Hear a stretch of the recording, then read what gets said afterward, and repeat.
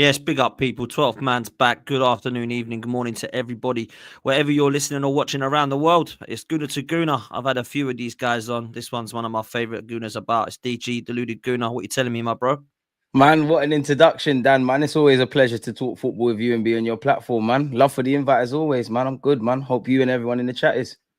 Absolutely, man. Listen, if you don't know already, me and DG are doing this Friday, 1 p.m., one on his, one on mine, and it's my turn today. So next week, I'll be back on his show. So make sure that you are subscribed to both this channel and Deluded Goon. I'm sure you already are. If you are not, so all you got to do is click on the link in the title and make sure it's there, and we'll get you subscribed to him as well.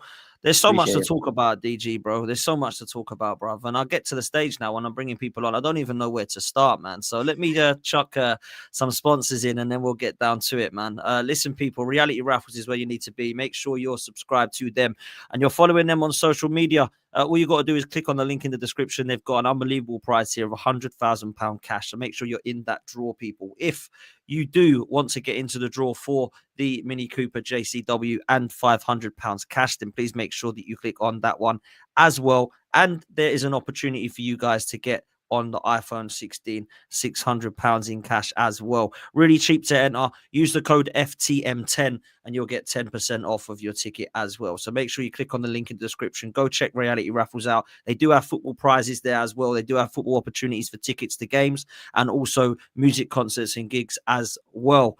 DG, let me start with your thoughts on the January transfer window. I want to get into games. I want to get into future. I want to get into other stuff that's happened in the coming days. But right now, I think everything relates to the summer window and the January transfer window. So let's get your thoughts on both those windows, man, and what you think it's done to us for this future. Dan, I think out of all the things we're probably going to cover that's Arsenal related, I think the transfer market's one of the quickest. I mean, you look, we have to cast our mind back to last season. Obviously, we finished 2 points off City. There was a lot of bullish chat from Mikel Arteta, from the Cronkies, from the players, which, the players aren't involved in signing players. So you can forgive Arsenal fans for being optimistic and thinking, you know what, this might be the year we make a proper crack at it after finishing twice behind, the league winners. You cast your mind back to January. Again, you have to ask yourselves two questions for me. Did we improve the depth? Evidently not. We went forward and then back, so it's movement, not necessarily progress. Obviously, if you were to name Arsenal's strongest 11, or every Arsenal fan said their strongest 11, if everyone's fit, give or take left back and right back, maybe left wing, there would be some different answers, but we all could probably agree the nucleus of this team, right? No disrespect to Kai Havertz, it's clear you need a striker that's going to get you 20 odd goals and turn defeats into draws into victories. We know we need a left winger. We know beyond Bukayo Saka and now the young 17-year-old Ethan, we don't know what we're getting from these attackers. So we didn't handle those two things. We left ourselves short in the summer. Last season, we did have a clear run with injuries, even though Partey, Timber, and I believe Tomiyasu were injured. Every question that we potentially could ask ourselves as Arsenal fans has been answered. We all been saying, what happens if Odegaard ain't at it or he gets injured? What happens to Benjamin White? What are we going to do with Bukayo Saka? What if Kai Havertz, who whatever people have to say, has been scoring a lot more than his teammates, doesn't do his thing? And we've seen all of this. So the summer window, I think where you look at it from a fan's point of view, you'd be mistaken. Personally, I feel in hindsight, looking at it, it was just about, PSR and making sure we tick those sort of boxes. And it's really the remit, I believe, for Arteta was just getting Champions League. We got ourselves to January, and obviously with the amount of injuries, you could be forgiven for assuming, surely, even though they don't want to do anything in January, surely this can't go on.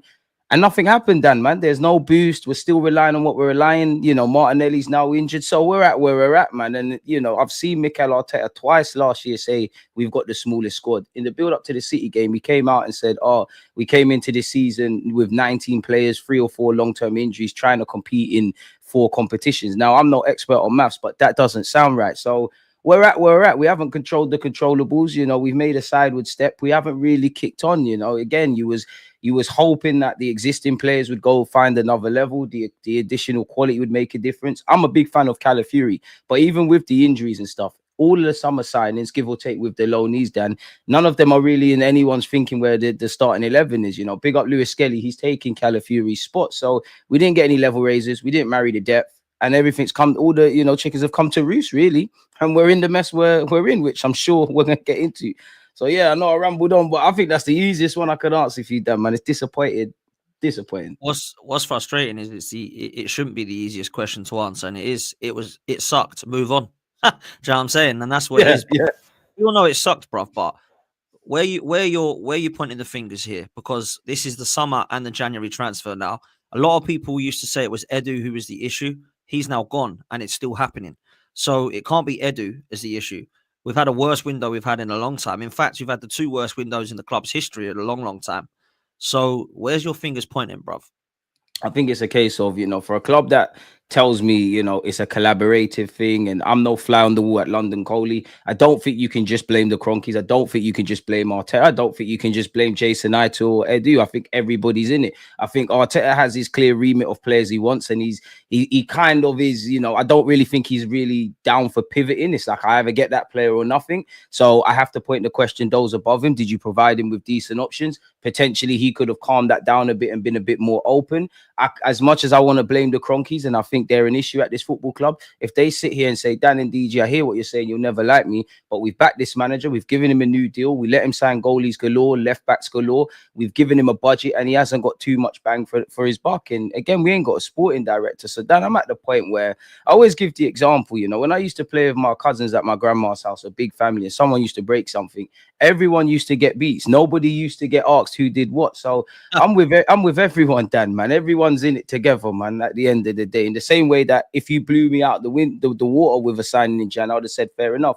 And we always hear things about we want the special player, and you know all the buzzwords they say. Yeah, big up Ollie Watkins. I would have had him. I know he's 29, turning 30 and all of that. But for what they tell us and what they try to do with Ollie Watkins, that tells me that, you're kind of being hypocritical in a sense. And for me, again, I can't sit here and tell you the names, Dan, but if you've got 40 million for Ollie Watkins to at least bid, whether it's PR or not, surely you've got 40 million to find a player that can bring something to the table. Look at our attacking options. We've probably got the most faith in young Ethan, and he's 17. It's a big burden on his shoulders. Is there no one that can help share that? I don't know, Dan, man, but I think everyone's to blame, man. Everyone, man. Everyone. I think you're right, bruv. I think you're right. And unfortunately, we're in a position now where we're going to be kind of stuck because I don't think anything's going to be changing in the coming months, the coming seasons. I think what we have got right now is what we're going to be stuck with. And I'm including Jason Ato in that as well. This guy's done absolutely nothing these windows. And unfortunately, we're being told that he's done a good job. Wow, this guy's bought nobody in. He sold nobody. We're being told that he's going to be the guy to potentially become our sporting director. Now, surely we need somebody in for that, man. You mentioned something interesting, though, the Ollie Watkins situation. Now, Sammy McBell has come out, and as has David Ornstein. And what makes me laugh is when the window shuts a few days later, they all come out and they find out what really happened and what went wrong. Personally, I feel like there's an absolute joke of the amount of people, like, let's be real, that come out with this absolute nonsense, and none of them actually have a clue. What do you make of this Watkins deal? Because if it's true that we put in a bid of 45 million, they wanted 60, it's a disgrace to think that Eddie and Nketiah went for 30 and we're already putting 45 in for Ollie Watkins. Do you think there was a breakdown in communication? Do you think we really wanted him? Do you think Arteta actually did want him and someone else didn't? Like, where are you at with this Watkins deal and why it didn't happen, bro? I think we tried to be a bit cute and clever. I mean, it's like what you say. We'll never know who's really telling the truth with the PR and all of these things because they've clearly got insiders with the club. But for me personally, I think we tried to be a bit too smart. Clearly Aston Villa needed to sell a player. We probably sat there and said, you know what? Duran's 21 years of age. Maybe if we go for the older Ollie Watkins, we try and be a bit cute and clever with bidding 40. I'm not necessarily for paying 60 million for Ollie Watkins on the best of days, but at the end of it, we're trying to claw back our season. We might have to overpay. My thing is that it's just a mess, Dan. It's very reactive. It's like we're trying to be cute and clever and outsmart the market. Just take that for, if you don't want to pay that for Ollie Watkins, find something else. And that's where I'm at then. Like, again, I said it on your channel. I'm all for, if you want to go for Ollie Watkins, if you want to go for Sesko, this one, that one, by all means, go and try and get it done. But once you can't get that done, I need you to pivot. I don't want to hear we tried. Against Newcastle, we couldn't go, hey, we tried, get warmed up. We're trying to score 2 goals from this.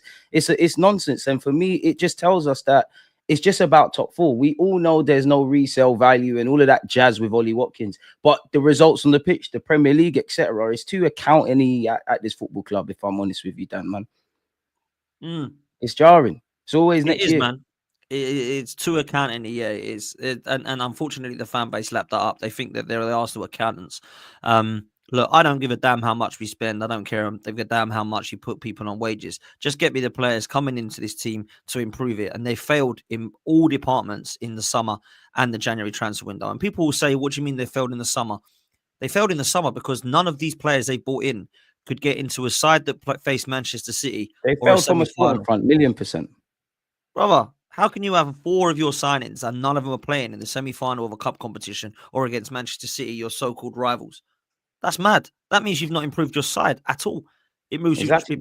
It means you've tried to bulk up your squad, but you failed at it because these players that have come in, Neto has not improved our squad, let alone our first 11. Sterling, likewise, has not improved our squad, let alone our first 11. And Calafiori and Marino can't get into our first 11 ahead of a 17-year-old, yeah, in Ethan Waneri and Lewis Skelly. So you can't tell me that this has been money well spent. And you add up what we've spent there. I would rather, I've spent 100 million on a striker than get all of those 4 players this summer. I would much rather have done that because now we're in the scenario where Havertz basically is up top on his own. If he gets injured, we're screwed. Trossard would then have to go in there. We'd have Ethan Waneri, Sterling, and Trossard. We're 1 injury away from having that as our front three. It is absolutely shambolic to be going down that line. And we're going into the most important part of the season for a Champions League and a Premier League. And do you know what it tells me, bruv? White flag. They've waved it. We'll do it next season. We've given up on this bang season. on the money. Let's go. Bang on. Because it just tells me everything that, like, as much as I don't think the summer was a successful January, they're clearly judging it by different metrics, innit? I'm talking those above Mikel Arteta is clearly just balancing books. Where I don't want to say we're a shoe-in for top 4 because life will humble you. I know there's been a lot said about staying humble, but it looks like we're a shoe-in for top 4. We all know the context behind the semi-finals, but we did get to a semi-finals. We did go out to Manchester United in the FA Cup, and the Champions League's the Champions League. That's the way they're looking at it. We clearly have enough in their minds to just purely get top 4. Those above Mikel Arteta don't want to push on. Now, for Mikel Arteta, I think his heart's in the right place, but clearly you're going about it the wrong way. You haven't built the squad specifically under the remit of being Premier League winners in the best possible way. I can waffle about the cronkies and that, but it's all about controlling the controllables. The money you've spent, we haven't got as much bang for our buck. And in the last 2 years, you know what? Big up the rebuild. But I have to judge everybody connected to this football club a lot harsher when it comes to winning a Premier League or doing what we want to do. And we haven't done enough. Like, there's going to be too much regret. It's upsetting, man. Like, I do think they'll look at it from a successful point of view in terms of the balance books. But in terms of sporting success, it's another year going waiting, Dan, man. We hope for to be proven wrong, but boy, it's not looking good. Let's just touch on that front line, bro, before we get into the games the other night and moving forward. We've got Trossard, we've got Martinelli, we've got Sterling, we've got Saka, we've got Waneri, Erdegaard, and Havertz, right? And Jesus. We've got Jesus out. He's not coming back this season. I don't think we're going to see much of Saka this season either. Martinelli has just been gone down. I imagine that'll be a few weeks out. Maybe he'll go to Dubai and get some rehab and we'll see him for the Leicester game on the bench, but I doubt it very much, and I want to make sure that he's 100% fit. At the moment, it means we've got Trossard, we've got Waneri, and we've got Havertz, which is basically our front three. Sterling is the only one that can come on from the bench, and obviously Erdegaard starts in that kind of attacking role. We are literally down to bare bones, bruv, and we have had 2 windows that have passed us. A window in the summer that has allowed us to do nothing in that attack area. And then when we get it wrong and say, do you know what? Yeah, we might not have the guy out there yet, but maybe we will in the next window. We then, on top of that, get Saka and Jesus and now Martinelli injured on top of that, and we do nothing. That, to me, is hedge need to roll, is sackable offences. But I look at the front line right now, and I actually don't have any faith in trying to stick up for anyone to say that this is not the worst or one of the worst attacks in the Premier League.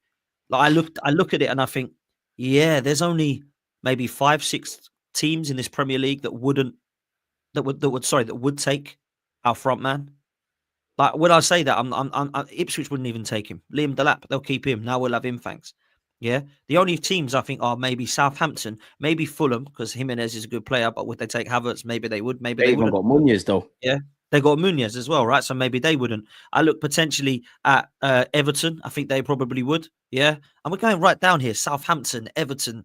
Like, if we're going down to these levels, yeah. Wolves, would they? I think they'd be quite happy with Larson and Cunha, to be honest.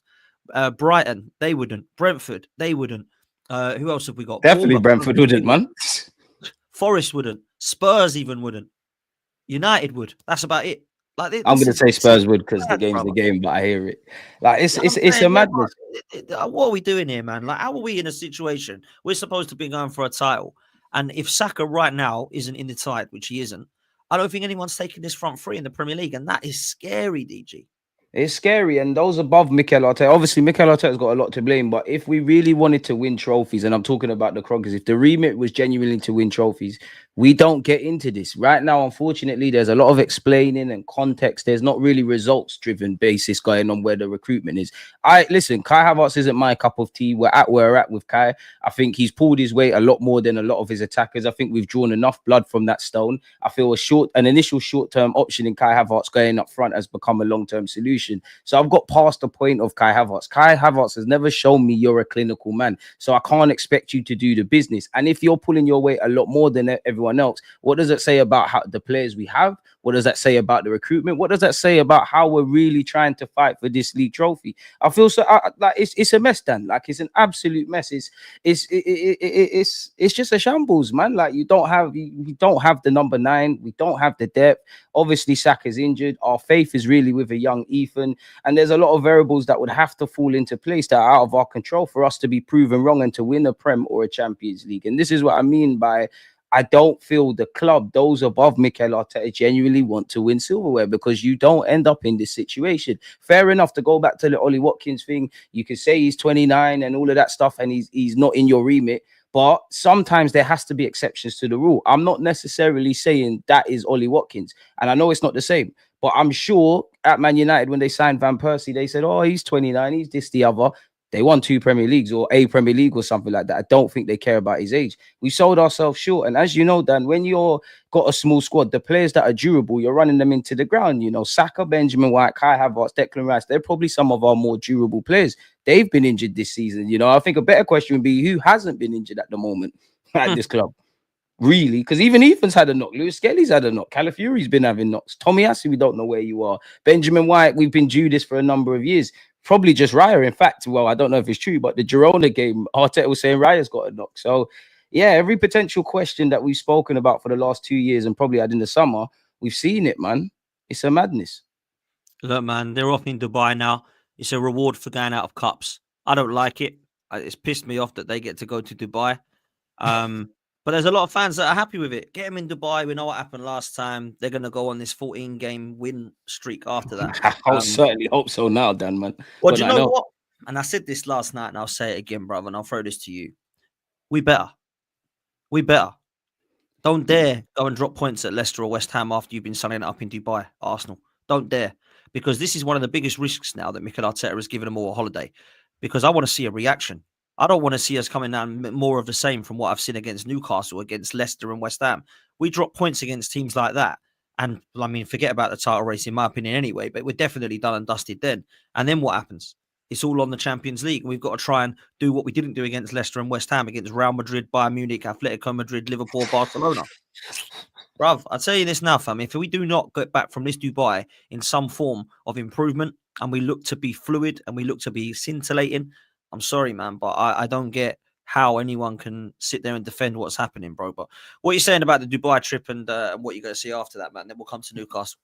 Broski, again, I'm with you. I don't think it can be. I don't think Mikel Arteta and the boys can think it's a holiday. Yeah, we'll probably see images of them having dinner and things. There's no way we can be in holiday mode. You know, again, when I think of Dubai, I think of extreme heat. You lot need to be doing hella cardio in the sun. You lot need to do whatever you did last year. You need to do it again because the pressure's on. Because obviously, as football fans, we live in hope. There's going to be optimistic Arsenal fans that are going to say, as you just said there, last season we went to Dubai, we came back with different energy. Hope that happens. It has to. What we need to do right now is consider the good and the bad. Like if I put myself in their shoes, I can be hella disappointed about my season. End of the day, it's happened now. If there's any positives, take the positives and make them great. The evident areas of improvements need to be improved. But yeah, they need to come back with do or die mode, really, because it's very improbable that we win silverware. But as long as there's still a chance, I don't want to see a single one of those players believe that it's done. Dubai can't be a holiday. It can't be. As you said, we need to come back and be serious because it's one thing speaking about, oh, maybe David Moyes can do something for Everton against Liverpool. We've got to play Liverpool at Anfield. They might drop points, but we have no margin for error. We've seen a couple of times Liverpool have stumbled this season and we haven't taken advantage. For a team that talks about fine margins, we're never on the right side of them, unfortunately. Rather, there's a lot of people in the chat saying reward failure, and I can't even sit there and deny that that is what we've done. You know, everybody else is FA Cup weekend mindset, and we're like, let's get over to Dubai. Now, look, I've got no problem with people taking breaks. I've got no problem with people like refreshing and recharging the batteries, but it just kind of leaves a bad sour taste in my mouth, bruv, when we've gone out of these two cups yet again for how many consecutive seasons? God knows how many now. And I'm sitting there Since we last won believing, the FA Cup, innit? yeah, 2020, right? COVID. So we've got 5 years now where we've not done anything in domestic cups. And we've gone out to Dubai to say, right, go and rejuvenate, go and get warm weather training, go and get yourself refreshed. It's like, wow, bro, I felt the way I felt the other night. I would have been sending them to bloody Jaywick, bro. Like real talk. It's just They like cancelled the it's holiday. sick Don't to me, deserve to be man. on holiday if Yeah, I'm honest. go down to Seawick or Jaywick Sands and have a holiday. Do you know what I'm saying? Because you don't deserve this Dubai stuff, man. It's absolutely mad. But look, we might as well get onto it, bruv. The Newcastle game was nothing short of a disgrace. I'm not even going to ask any questions, man. What did you make of it? Bro, it's what I made of it. We're out the competition, innit? Like we're out the competition. I guess there, I do think there was an element of fatigue, but I'm not making no excuses. We were off the pace from minute 0 to minute 1. Credit to Newcastle. They did everything I wanted to see in my team. They did it. You would have thought they were 2 goals down. They won their individual and collective battles. Eddie Howe is kryptonite to Mikel Arteta, and he showed it again. I think Mikel Arteta made subs too late, excluding the Ethan one. Had no way of coping with the high line. Our players, everything went wrong in it. Nothing went right. If there was a positive, it would have been Ethan's cameo. But we're out of the competition. It does not mean anything. And yeah, man, what can you say? You go to St. James's Park. A lot of these players have been there. It's one of them games, you need to turn up. It's a typical kind of English poster game kind of arena. So we shot ourselves in the foot. We're out the competition. Is peak, really. And I don't know how we managed to be worse than we was at our place, but to have no clean, to let them have all those clean sheets, to not score, to not really make a meal of it. Obviously Raya's let us down, Saliba's let us down. I'm not really going to get at them because mistakes can happen, and 9 times out of 10 it's been our defenders that have bailed us out, really, not necessarily our attackers. And it's terrible, isn't it? Congratulations to Newcastle, and now they're playing Liverpool. We're at, in it. Winners win, losers explain, and unfortunately we do a lot of explaining, man. Facts, bro. I mean, I'm sick and tired of it, if I'm honest, and having to try and defend stuff like that. It's just impossible. Big up to LB, man, for the raid. Absolute legend, man. Big up to all of you LB lovers. Make sure you've hit the like. Make sure you've hit subscribe, people. We've got well over 500 of you in here. Please make sure that you do that and show the channel some love, and click on the link in the title for DG's channel as well, man. Come Appreciate on. that. Bruv, this is my thoughts. It was embarrassing. And the reason it was embarrassing is because for the last 2 seasons, one thing I have said about these players is that they tower over you in the tunnel. They come up in a fight and they'll give their all. I didn't see any of that. I see Raya, who has been very reliable, very consistent this season, have a head loss madness moment. I see Saliba getting cooked all game by Isak. I see Gabriel likewise getting cooked. I thought Lewis Skelly got overpowered. I thought Declan Rice got bullied and absolutely bopped in the park by Bruno and Tonali. Thomas Partey giving the ball away sloppily. Erdegaard missing an absolute sitter and not driving us forward as a captain away from home in another big mentality game. And then I look at our front three and I just think, what the hell is that? Now, I don't want to sit there and actually individually slate Kai Havertz because I don't think it's fair, because I think Kai Havertz has shown his cards. I know what he is. He's a squad player that can play in the number 9 and come on and give you a different dimension. And we're trying to stick with this guy because we have nothing else right now, because the manager believes that he is the striker that can take us forward. And I thought he was embarrassing, mate. I thought he was so bad.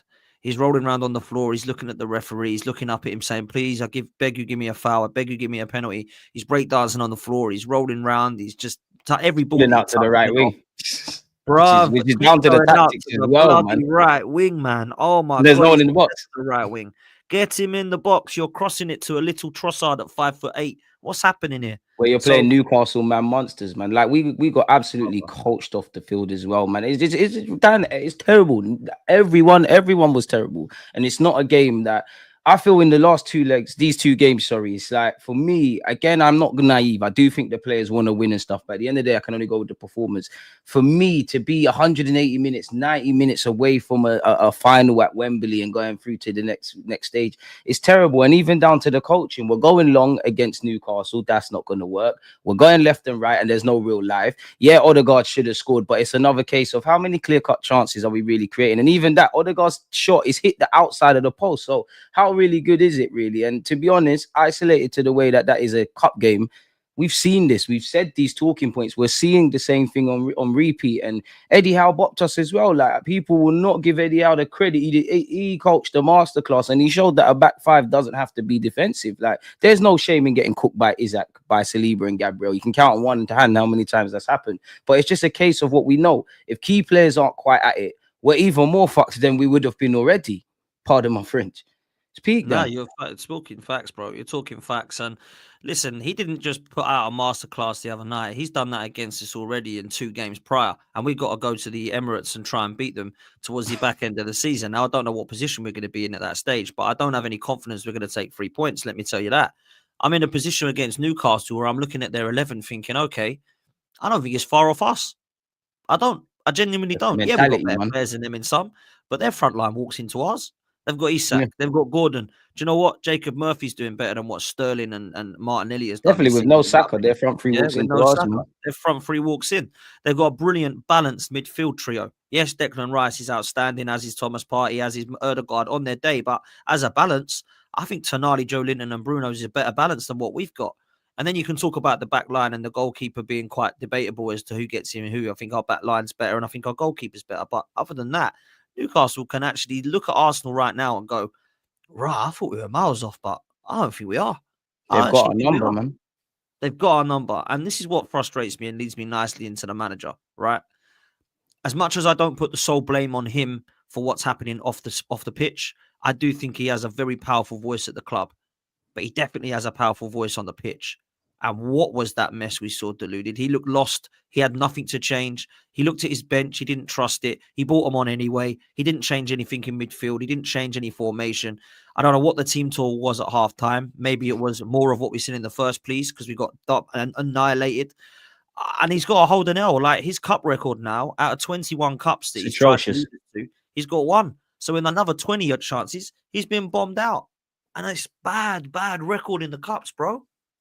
Unfortunately, Dan, unfortunately, we are a decent team. I mean, I'm not going to make out we're terrible. We finished second, but when it's do or die, there's not too many times on a consistent basis when it's sink or swim that we swim. Like when it's crunch time, and the best is said with cup competitions, we're the losers. We're doing a lot of explaining, really. And that's one of my criticisms for Arteta. I do think he's a good coach and all of that jazz. But as I said, being a good coach isn't good enough now. This season and last year, it was purely about getting a trophy over the line. So naturally, you have to look at things harshly. I think he showed me he's a good planner. He can plan for stuff. He can think about what opposition is trying to do. But you see when things go left, like you saw against Newcastle, rightly or wrongly, which I think is wrong, he sticks to the script and we play the kind of same way. And ain't the definition of insanity doing the same things again and again, hoping for something different. And you're bang on the money for whether it's down to Mikel Arteta, whether it's the club. Either way, our benches, well, it is clearly he don't trust them, and he's bringing people on where there's. Even though I don't really believe in these players, what are you going to do in 15 minutes? Really and truly, what are you going to do? It's like he dies on his sword. Like for me, I would say he doesn't change things enough, and I don't feel between him and the players, the intensity, it feels like we play the same way, kind of. Of course, we're going to get the games where we're up for it, we're against City and things like that. But that's never the minimum. Like to go to the next level, that level of intensity and galvanization and winning our battles, that has to be the minimum. And until that's here, we're going to keep having these same conversations. Like me and you must be broken records and every other Arsenal fan. We're literally saying the same things week in, week out. Unfortunately, bro, I'm not even saying the same things week in, week out. I'm saying them season after season, bro. Yeah, that as well. Yeah, better. Yeah, yeah. And I understand that people see that fans like myself and maybe Turkish and Curtis and some of the others are kind of on the boat of the ownership, and maybe we do go too over the top. But I just think what we speak about is what we see. And I honestly cannot believe there's Believe it as anyone well. right now believing that this ownership is doing its best, believing that the manager is 100% the only reason, believing the manager is this, that, and the third. I just think we need to be saying it how it is. Start saying it how it is as a fan base. We might move forward. if we're just accepting what we're seeing here in front of our eyes, we're going to be in trouble. Now, look, the miracle could happen, DG. We could win a Premier League. We could win a Champions League. It could get to a stage where we're celebrating in May, right? We all hope and pray with all of our might that that's the case.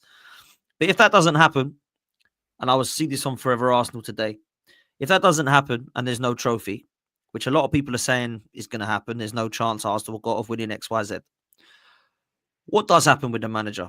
Now, there's two questions there. What do you think should happen and what do you think will happen are two very, very different things. Because I mean, what I want and what they want is completely different, right? So I think there should be a genuine question, Dan, man. I'm at the stage where, like, if Arteta, if there was a presentable reason as to why he should get the sack, I'm not going to defend him. I think there are sackable offenses. If people want to hold on, I do think there is some reasons. I'm not quite at the pitchforks kind of stage yet, but I am kind of tired of where we're going. And I must admit, Arteta, it's starting to feel a bit like you're the guy that steadied this ship. You're not necessarily going to get us over the line. And I say that with a bit without context. Is like what you said earlier, Dan, the cup competitions, when it's sink or swim, are we getting through? Which we're not doing. And that is now the conversation. Big up the rebuild. It's about that. I can't look back at what I can applaud you for it, but I can't keep saying, oh, look at the journey. Like we can't make out we're terrible. We are second. There's a lot of positives, but we're kind of wasting it. And there has to be serious questions. For me, I believe if you rate Mikel Arteta, like some of the fan base do, you have to hold him to those high standards. You know, Pep Guardiola's done everything at City, and I'm not saying they want to sack him, but naturally, because of where they are at now, where City are this season compared to what they've done, they're probably asking questions. It seems we're in a weird space as Arsenal fans where, and even if your criticism isn't bad, pressure is a privilege. You're managing and playing for Arsenal Football Club, but anything that's seen as negative, you're seen as a hater, pitchforks. You hate the guy personally beyond football, where nobody is without criticism. The same way, and Dan does the same. When things are going right, man, get praised. We were singing to the high heavens, isolated to that result against City. And then you've seen a completely different parallel against Newcastle. And collectively as a club, it's like that. Now, in relation to what is going to happen, the man signed the 3-year deal before a ball was kicked. You're going to get Champions League football. You look at the two windows, it's clearly about being self-financing. So again, what we want from a footballing point of view and what the club want, two very different things to the fans. It's clearly just a top four thing. So it's rinse and repeat. We'll be here next season. Look, I'm with you, bro. And I think next season he's going to be here, whatever. I honestly believe even if we dropped out of the top four, he would 100% still be here. Now, we're not going to drop out of the top four. Even if we have a bit of a nightmare, I still think we're going to play Champions League football. And essentially, that's what the ownership want. And they're happy with that. That is the absolute pinnacle. That's not even the bare minimum for me. That's like the dream. The Champions League, playing in that is like, wow. I mean, we're not used to this, but whoa, that's it. That's us done. Well, hang on a minute. We are used to it, and we used to be used to it. Yeah. If it was about getting in the Champions League, we should have just kept Wenger because he did it for 20 years running. Yeah. So in the whole of his time at the club, he basically had 1 year out of the Champions League. That is absolutely crazy. So what was the point of going through all of that, getting him out, hounding him out, getting in it, starting again, and then getting back to the point where we weren't happy with Wenger? Now, I can understand if we're going to get away from the Wenger was a nightmare. Now, look, we're winning. Cool. But actually, we're at the position where Wenger had kind of left us. So we've spent another 5 years only to catch up to where Wenger was when we wanted him out. That don't make any sense to me, my bro, because we were competing. Yeah, we weren't challenging every single season, but there were title races. The Leicester season, for example, we won FA Cups along the way. We got ourselves into European semi-finals. We got ourselves into a League Cup final. And unfortunately, that wasn't enough. And fair play. We wanted him out for that. Now, trophyless season, top four, we're happy. We go again. Give him another season. And unfortunately, bro, I kind of did this on Judge's channel last night. I'm not going to show him on the screen like I did last night. But I'm seeing that Saka is going to travel with the Arsenal squad to Dubai. Positive news. Sesko, there was problems, but wait till the summer. Positive news. Ollie Watkins, the only reason that didn't happen was XYZ. Positive news. Jason Ato, he's done a fantastic job. They're really impressed with him. Yes, he should have got someone, but he's stuck to the values of the club. They're really impressed. PR, man. Positive news. What value of the club, though? With Jason Ito, Dan, what positives? That just tells me that despite you being inexperienced, you didn't want to. Right, I'm not even criticizing Jason Ito, but when they say they're happy with him, you're singing from the same hymn sheet, really and truly. Like, you don't want to spend where it doesn't make sense with in you lot's mind in Ollie Watkins. So, yeah, it's just I've come to just accept this now, Dan, man. It's a shame. It ain't changing. I spoke to Chris yesterday on here, and he said if Jason Ito, whatever his name is, if he is our sporting director from after this season running or from now on running, That just tells me everything I already know about the owners to be true. No ambition. No We know ambition. they ain't. They ain't got ambition. They would like to. They you know what they just want Champions League football. They would like to. If Arteta, for me, it's you get Champions League. If you win a trophy, that's your business. At best, they're probably looking at their fellow Americans. Not to say this is an American stuff with FSG. I know people like I can't comment on Liverpool stuff, but FFG probably Klopp worked miracles. They've just got a new manager where they probably didn't expect to be top of the league and winning trophies. That's all they want to do. They want to leave you to your own devices. If Mikel Arteta can win a trophy, that's down to him. And that's where I look at Arteta, because I don't think I can just blame the Cronkies. I think there's certain controllables that you haven't controlled that's got us over the line. But it does. The ethos comes from top bottom, which is why for me, in the summer, you told me you just want top four. You definitely told me come the end of January, top four is fine. Like, there's nothing else, man. Like, it's peak. Real talk. It's peak, bro. It's peak. Let's look at the situation right now. Premier League, Champions League. Let's start with the Champions League first, because that's one that comes in a few weeks' time. We've got to look at the playoffs and what happens there first. The way that the draw is looking at the moment, we're going to get one of the Dutch teams or one of the Italian teams. It's either going to be PSV or Feyenoord or Juventus or AC Milan. Let me start there. With what we're looking at the moment, yes, there's worse teams to get, harder teams to get. Certainly there's easier teams to get. But we're in the stage now where we can't be too picky. It's a Champions League. There's not many teams left. We can't start to be like, give us this, give us that. How do you feel about just that round? Because Juventus could be tough, but they're not playing amazing. AC Milan, likewise, elite in Europe, but not playing amazing. And PSV and Feyenoord are probably the other way around. Not elite in Europe, but actually playing quite well. So what are you saying? Bro, I think you're bang on the money in a sense of we can't do this. We want to avoid this and that. Everybody's in the Champions League for a reason. Everyone's a big team. Can't sleep on anyone. Arsenal fans, young and old, Europe is filled with pain for us. Of course, naturally, I'd rather play the Dutch teams than the Italians. For me, where I'm concerned, I think it's more the away games that make me nervous. Fair enough, Juventus are not what they used to be. To a degree, AC Milan aren't, but it's the away games in Europe. And even last season and this season, to a degree, quote unquote, it's been the away games where we haven't necessarily always played bad, but that's where the L's have been.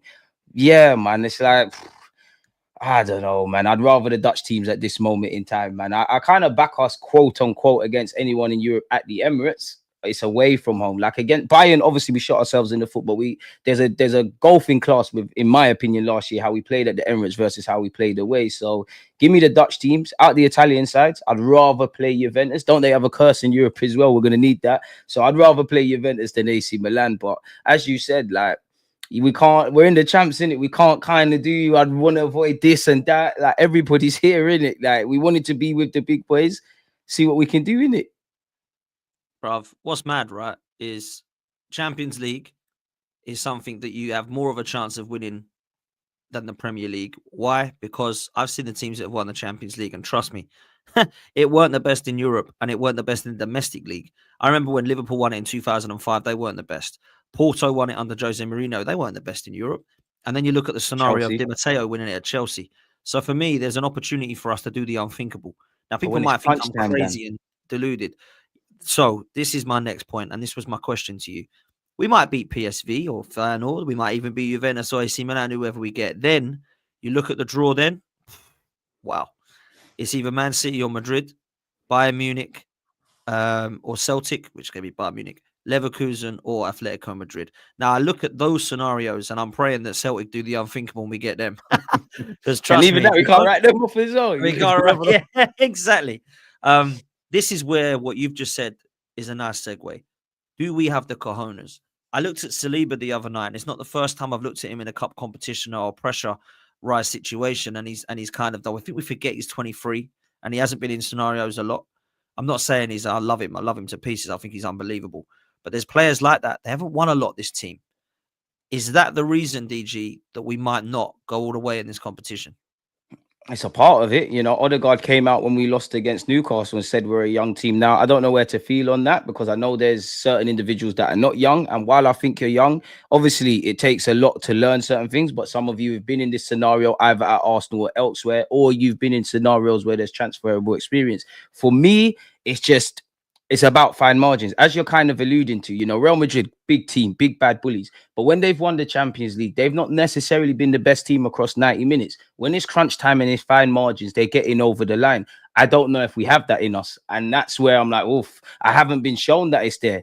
All it takes is for a couple of key players to get stage fright, and then we're in issues. And we didn't buy anyone to boost this side in the summer. We didn't buy anyone in January. I would love to wake up and Saka is back ahead of schedule, but if Saka's not there, it's a madness. We all love young Ethan and Lewis Skelly, but they're even younger than some of the young players you just referred to. It's a big arc. So we just have to hope the footballing gods bless us. But concrete evidence, I'm not sure. And then, you look at if you're playing them Atletico Madrids and them teams that really have that dog mentality, I'm not sure. It comes down to fine margins. Do I think we competed against Bayern Munich 100% across those two legs? I don't think we're terrible, but fundamentally, did we progress or not? Everyone was saying that Bayern Munich teams, they've fallen off, they're rubbish, they're this, that, and the other. Did we control all the controllables and capitalize on the fine margins? Did we have that talent and quality? Did we have that healthy them players that experience with the right headspace?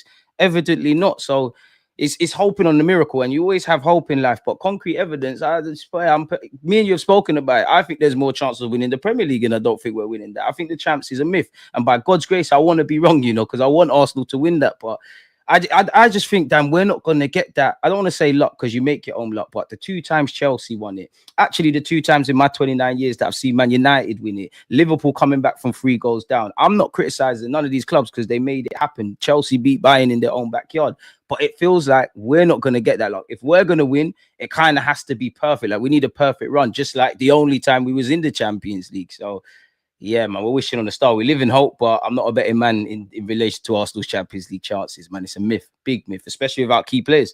It's a myth. Bro, it's mad. I mean, I know you and I are different on that. You think we've got more chance winning the Premier League. I think we've got more chance Champions League. I have to say this. I think we've got pretty much 0 chance of winning either, right? But if you had to ask me one or the other, the reason I go Champions League is just because I just feel like Liverpool dropping 5 or 6 games is not going to be the case. And that's what we need to do with Arsenal, what they're going to drop on top of what they already have. So that's where I'm at. That's a nice segue into the Premier League now. Obviously, we've got this break in Dubai. The FA Cup goes ahead without us. And then we're back to the Premier League with Leicester and then West Ham. Bro, there's 14 games left. I've got a show with Sam at 5. I'm going to talk to him about Liverpool's situation and Arsenal's in this title race or so-called title race. Look, we are still in a title race. People might not look at the way we're playing and think we're going to win it. That's absolutely debatable and fine to say. But we are, when you're 6 points off, I know they've got a game in hand and there's this amount of football to play, you are in a title race, right? But I've got to ask you this question. There's 14 games left. I think Arsenal, let me ask you, how many of those 14 games do you think Arsenal have got to win the title? Dan, as unrealistic as it sounds, you probably got to win them all, As mad as it sounds, you probably got at least 12. But I know it's not going to happen, but you need to go on the run they've never gone on. I think you need to win them all because even winning them all doesn't guarantee the trophy. But we have to win them all. And it would, listen, I don't believe this, but you hope for some romance with coming back from the bye, doing the impossible of not only turning up at Anfield and winning at Anfield, also St. Mary's. Credit to Southampton. I'm not trying to diss them, but that's not a scary game. It is for us. And you throw in Old Trafford, which we won last year. We don't have the best of records. We don't even know who we've been dealing with injuries. We don't know what other injuries we're going to get. The very minimum is to win them all. And you look at the fixture calendar list, we'll probably win the games that we don't think we're going to win and then shoot ourselves in the foot, man. And even that, you still relying on Liverpool to drop points. And in life, when you can always have hope, but in life, when factors or variables are out of your control, you have to be pessimistic, man. Like Liverpool have shown me they can win different ways. They can win, obviously, when they're on song,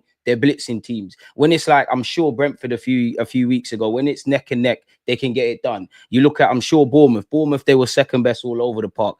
I'm sure if you ask Areola and Arne Slot, what would you rather, playing well with 3 points? They would trade places. So they look unstoppable. They might not be amazing per se, but they're head and shoulders above everybody in this competition. So, again, and I hate to be it. You see the Arsenal fans on social media, bro. They start turning into fixture watchers. Liverpool in all these competitions. We're in none. We got 1 game a week. It might give us something. It's a madness, Dan, man. But 40, you have to win 12 to 14. I think you have to win them all, in it, which is easier said than done. Very easy said than done. I think we have to win. I think we have to win 12 and we have to beat them at Anfield. Exactly. That's a tough ask, bro. So look, this is going to be an introduced segment, which is a debut segment for today, man. This is how we're Let's going to go. close.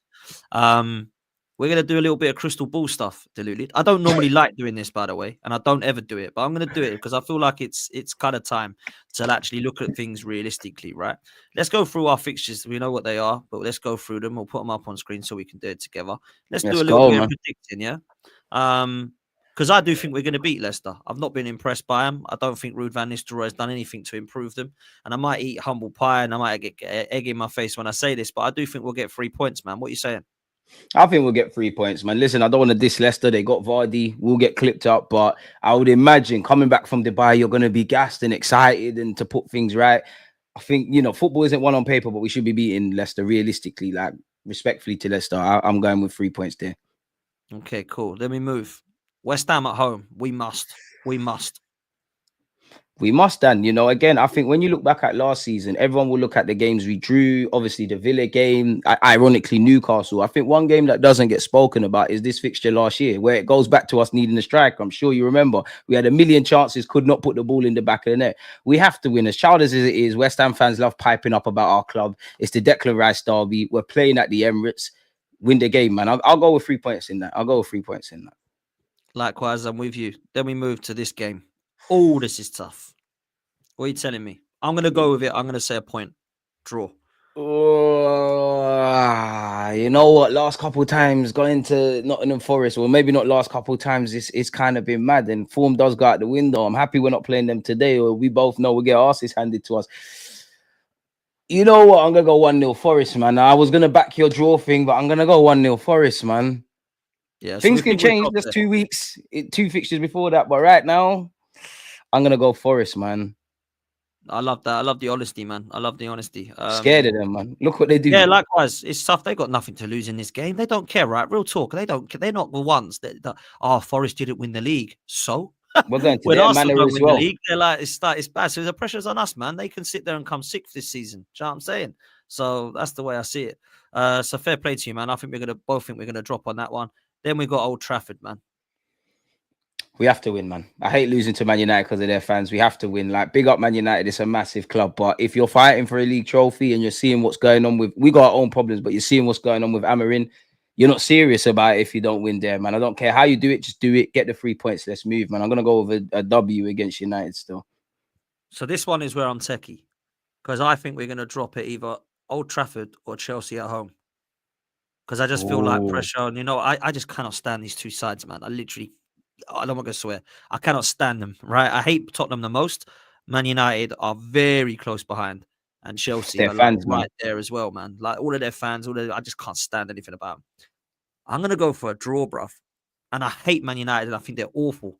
But they're going to turn up against us. Look at last year. They love ruining people's day. They love it. They're on their knees last season. And do you know what I did? I said, we're going to beat this, man, 4-0. They are that bad. We scraped a 1-0 win. So, yeah. I'm sorry, man. Like I feel like this one's a draw as well. I feel like the Forest and United are the two we're going to draw away. And I hate to say that, but that's where I'm at. But I love the fact we'll go with you. We'll go with a W, man. Then we got Chelsea. It doesn't get any easier, man. I'm going to say I think we're going to drop points against Man United, so I'll go for a W against Chelsea at home. Nah, I need Chelsea's head on the stick, man. Like Kai Havertz, I need those knee slides, man. I've become accustomed to getting something against the top 6. I need that W, man. Like, I'll be real. Like, obviously, we never know what Arsenal's going to turn up. We know there's injuries. We don't know what the climate's going to be. We should probably do this when we're going into them games in a few weeks. I'm going to go with a W, man. Like, I'm going to go with a W. Chelsea, we got problems, but Chelsea got problems as well, man. Like, I'm just looking at it as if you lot are really serious about doing the improbable or the impossible. I shouldn't be Chelsea are a big club, but these are the games you have to win. If you really want to somehow define the odds, you have to win that, man. I'm going to go 2-1 to us. Sweet. I'll do that as well. So far we've got Forest that we're dropping points at. I think we'll drop points Old Trafford. You've said W's as well. So far we'll go with what you think. So we'll go Nottingham Forest. You think we're going to drop. Then we got Fulham at home, which, to be fair, was our bogey team last season. They've already drew to us at Craven Cottage. And last season, if you remember, they drew with us when they had 10 men. So what are you saying, bruv? Draw. That Wow. draw, man. It's on brand. Anytime we play Newcastle, Fulham, or Nottingham Forest, I know what time it is, man. Draw. I think we'll shoot ourselves in the foot there, man. Now that I've said it, we probably will lose to Chelsea and beat these lot. But yeah, Fulham. Smith Rowe's first game back at the Emirates is written in the stars, man. Like, sorry guys, I think we drop points, man. I think they win still. Genuinely. Listen, I think it's time, and I think we're going to beat them. But I would not be surprised if we dropped. Like you say, the facts are there, bruv. What you've just said is not just your opinion; it's factual. We do drop points against Fulham. We do drop points against Newcastle, and likewise Forest over the years, and Brighton as well as another team. We've never ever been able to get 3 points guaranteed against those sides, man. So next up is Everton away. The last time we go and visit Goodison Park, will be a bit of a soft spot for me and judges because of obviously the Kevin Campbell link. R.I.P. So yeah, man, 100%. And what are you saying here, man? David Moyes is Everton this time. Do you know what? It's a bit of a weird one against Everton, man. Like Mikel Arteta seems to. I'm not saying he's throwing the games, but anytime we play his former club, it's not plain sailing. You know what? I'm gonna go with another draw. Unfortunately, unfortunately, like I'm gonna go with another draw, man. I hope I'm wrong. I hope we scrape it, like one of the comments says, but. Yeah, man. Everton's another one, definitely under Mikel Arteta. I haven't been too confident all the time playing against him. Nah, I'm gonna go with a draw. I'm gonna go with a draw. Okay, I think we nick it. I think it's gonna be horrible. I think we nick it, scrapey, like 1-0, 2-1, horrible fixture. Not looking forward to that one, man. I can't lie. Neither am I. Then we got Brentford at home, which, to be fair, I don't like going to Brentford, but we always seem to do okay when we play them at home. However, they're a tough side, man. Look at their two forwards. Away from home, it's hard. But away from home, it's hard for them. But at their place, is like it's techie. But what are you telling me, bruv? 2-1 Arsenal. Get away with that one. Big up Brentford. Got love for them as a club, man. Yeah, 2-1. likewise. Yeah, I like Thomas Frank as well. So there we go. Big manager, yeah. Deserves more plaudits, if I'm honest. 100% he does, man. 100% he does. Portman Road, right up the road from me. I'm across the border in Essex, and these are Suffolk boys. We got to beat these, right? You know what? Whether these teams go down or stay up, shoot where that is in April. This is the time. That's going to be the time of the season where shock results happen. But again, if we're serious to run this to the wire, 3 points, man. Let's big up Liam Delap, Amari Hutchinson, McKenna, Ipswich as a club. But W, man, it has to be a W. You have to get a W there. I would love to see Ipswich stay up, man. I just can't see it. It's a big ask. It's a massive ask, Mo. Right, okay. Then we got Palace at home. This has got to be 3 points. I know they've picked it up. I know Glasner's done well. Mateta's on fire, but I do believe at the Emirates we'll have their number, man. Yeah, we need to win, man. You got D on all your platforms as well when you're doing your London chat. We need to win because of him, man. He's starting to get involved in the Arsenal conversation and bottling it. And with the greatest of respect, you support Crystal Palace, bro. We need to remind them of that, man. W, W. It's got to be, man. It's got to be. And then we come to Bournemouth at home, a fixture that in the last couple of years has been pretty tasty and has also been difficult, particularly away and at home. I mean, that last-minute screamer from Reece Nelson is the one that springs to mind. Last season, obviously, was good. Areola is a manager I'm very impressed with, bro. Talk to me. Another manager who deserves a lot of plaudits. Bournemouth have, everybody laughed at Arsenal when we got slapped at Bournemouth, and now you're seeing how they're performing. Bournemouth, even when they've lost games, Bournemouth are a good club. We need to be winning that though, man. We need to be winning that. I'm gonna go W. That needs to be 3 points. Hopefully their form isn't where it is now at this moment. I'm going with a W there, man. Okay. Anfield, the big one. I mean, everyone dreams of Anfield 89. I don't think it's going to be that, bruv. I think it might be even wrapped up at this point. So, I mean, this has just got to be a must-win game. If there's anything, I mean, look, if it's not wrapped up and there's a chance, I think we need to get to this stage, and I think we need to be nothing more than 3 points behind Liverpool. That's what I think.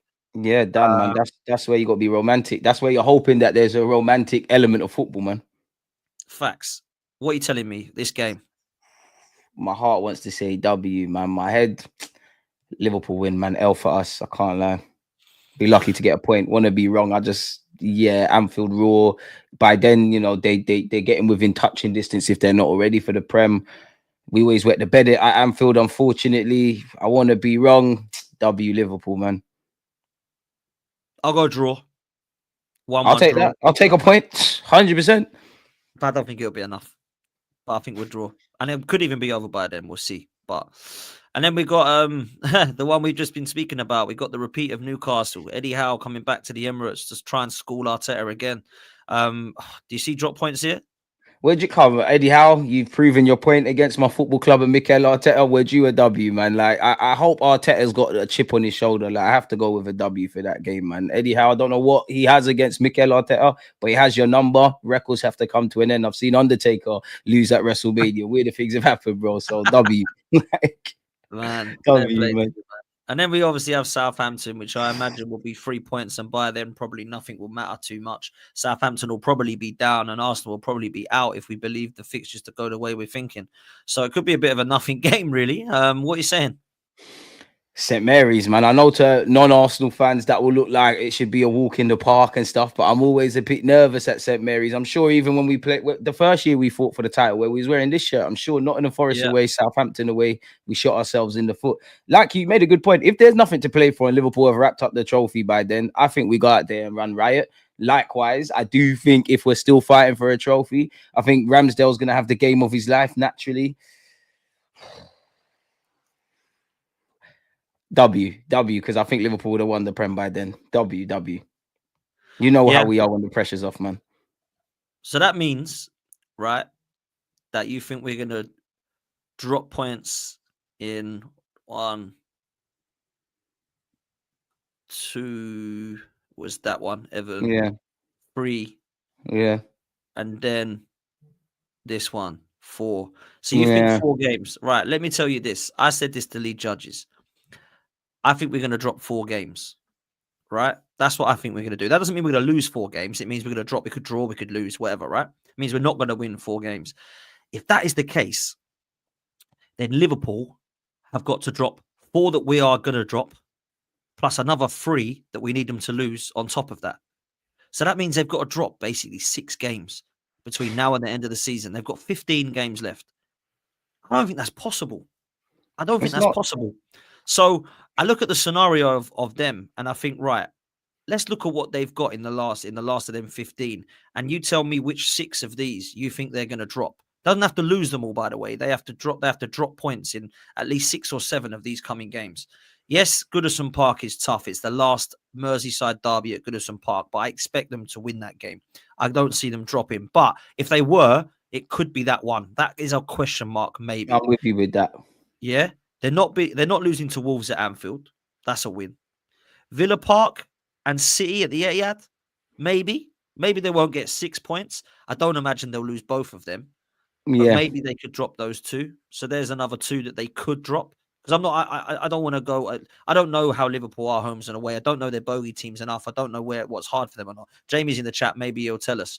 But for me, I can't go. Me and you can do this at Arsenal because we know what it's about. We both watched them long enough. I don't watch Liverpool enough to know what their kind of style would suit and how they, these teams would come up against them. But I think there will be Everton and Wolves, but Everton's a question mark. Villa Park's always a question mark because Villa are a tough place to go, right? And the Etihad we all know about. And if Man City are playing better by then fair play. We could look at that potentially being the case. But after that, Newcastle, again, tough. But I expect them at Anfield to beat Newcastle. I do. I expect Liverpool to win every game this season at Anfield. Every single game. Yeah. Right? Then, forget the Champions League. Southampton at Anfield, W. Cricket scores. Carabao Cup doesn't mean to the league. For what it's worth, I think Liverpool will win that.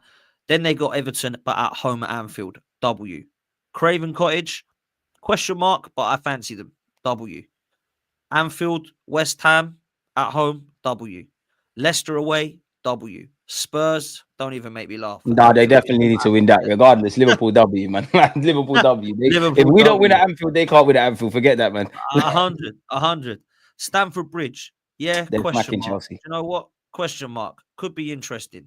And then Arsenal, question mark. Maybe they'll draw that game. Maybe they'll lose if the unthinkable happens. Brighton away, yeah, that's tough. That is, but I fancy them. W. They were to drop points. I'd back Brighton out of a lot of the teams I've seen so far, actually. Liverpool's only enemy is themselves now. It's like if they get injuries, depth, they're not quite at it. They have the Fulham game where they're down to 10 men, or the Bournemouth one where they've won it, but they've been second best. And that's the marks of a title win inside. You sometimes you have to win ugly. You have to win when you're playing at your worst. Liverpool fans probably got, obviously context is different week in, week out, but just purely with what Dan's got on screen, you back them over all of these games, really and truly. Life's funny. They ain't going to win all of them, but you back them at this moment in time. You can't really see where the points are. I've got the most faith in probably Brighton, ironically, and David Moyes with Everton. And we're going to see that, next week or the week after? I don't know, man. Yeah. Maybe even Wolves, but because Wolves just seem like one of those funny old sides that just turn up and make things difficult. But all the others, weirder things have happened, but boy, they're dealing with everyone. We need them to drop 6 games, basically, right? In my opinion. Everton, Villa, City, I would say Stamford Bridge and Arsenal, and then Brighton. They're the 6 games. They're the 6 games we have to allow them to drop points. And I don't think that's going to happen, DG. I don't think that's going to happen. So, it's not, man. Look, we win all our games. Brilliant. We're not going to. We win all our games is a completely different story, because they can definitely drop 6 points in those next 15 we've just gone through. 100% they could. But I think too much of a high task to climb, man.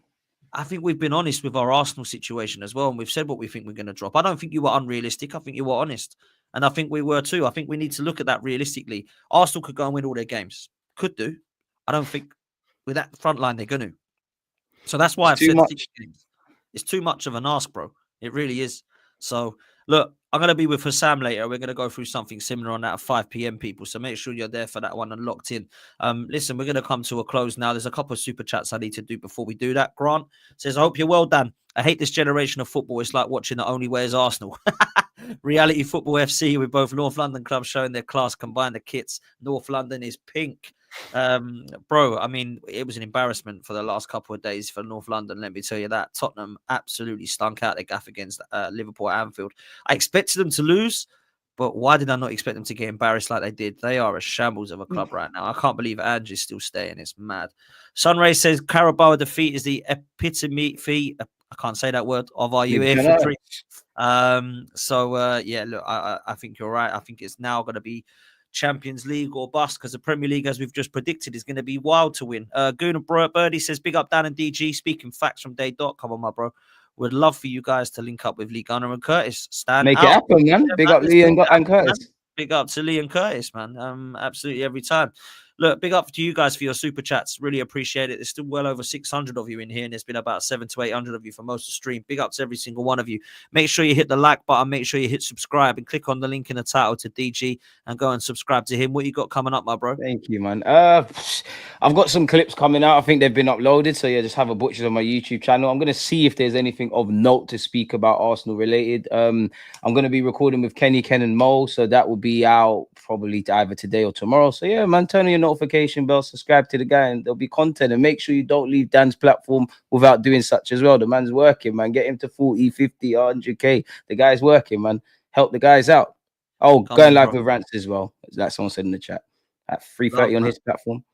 Love, man. Listen, make sure you go check DG out. Go click on his link in the title. Go check out what he's dropping. Yeah, we will see you back here at 5 p.m. with myself and Hussam. Take care, people. We're out of here. Layers. Peace.